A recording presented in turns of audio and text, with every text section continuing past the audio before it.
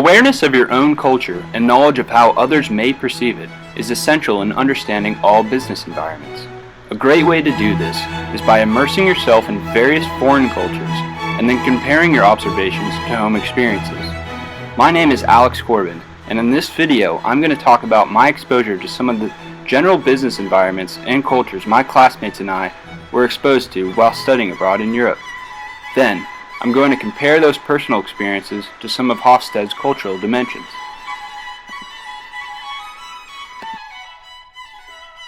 We traveled from our quiet town of Fort Worth, Texas, all the way to some of the world's largest cities on a continent that's home to 30% of the world's population.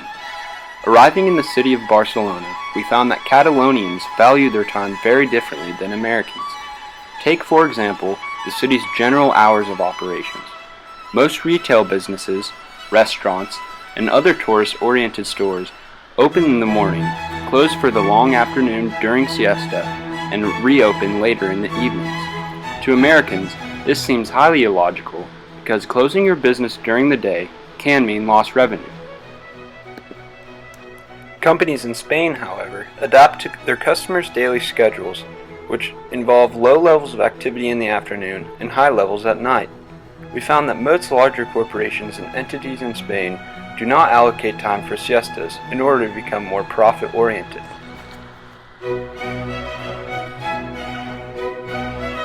The cultural dimension I found most prevalent in Barcelona was its low level of pragmatism. A low level of pragmatism means society heavily maintains its links with its own past.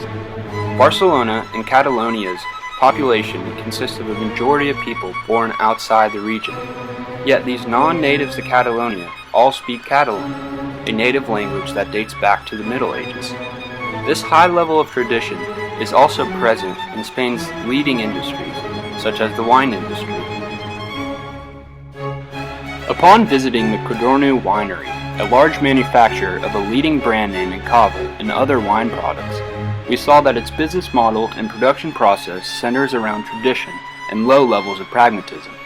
Founded in 1551, the company produces 60 million bottles of Cava a year, and like many other large players in the European wine industry, it attributes its success to its history. Many companies of this industry are controlled by very wealthy families that owe their achievements to the real estate, resources, and traditional management practices their ancestors have protected for many years. Visiting the cities of Berlin and Cologne gave me a fairly accurate look at German business culture. Germany is one of the leading members of the European Union. Their economic success is due to their cultural tendencies of being decentralized, individualistic, and very future-oriented. The city of Berlin is one of the most modern cities when it comes to infrastructure.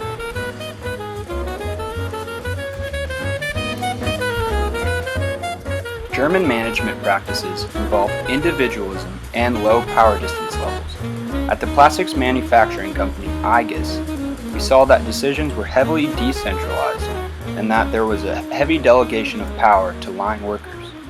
All employees, line and staff positions, work close together in a factory setting.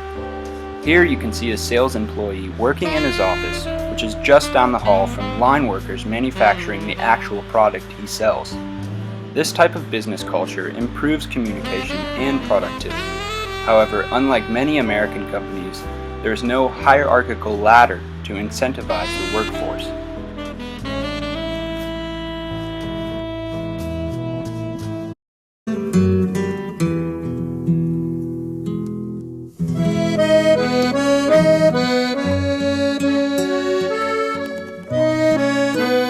Contrary to Germany, France's organizational culture contains a large amount of power distance.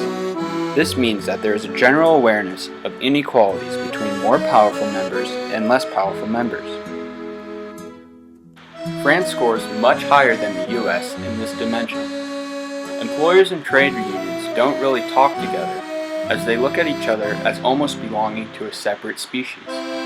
We were able to see this rejection of power firsthand before we even arrived to France, when our train to Dijon was cancelled due to the transportation strikes.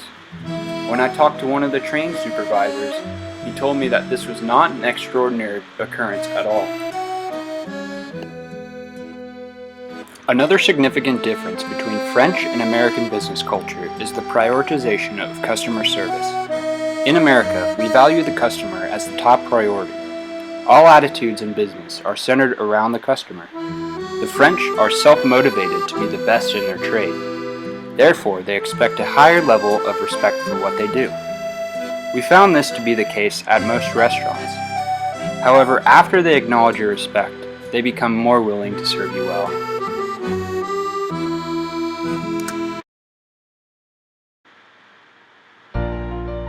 I hope you enjoyed the content of this video, and that it encouraged you to get outside your comfort zone. Immersing myself in different cultures taught me so much about my own, and I hope it can teach you too.